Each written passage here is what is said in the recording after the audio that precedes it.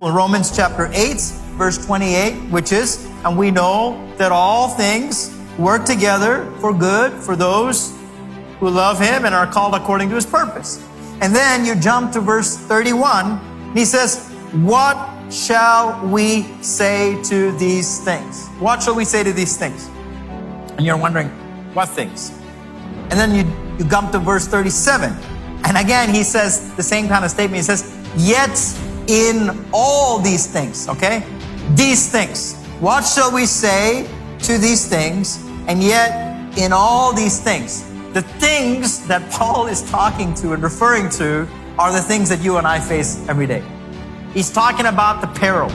He's talking about the attack. He's talking about challenges. He's talking about setbacks. He's talking about famine, persecution, nakedness, trial, and prison. All these things is what Paul is referring to. You know, in one statement he says, for your sake we're being killed every day, he said.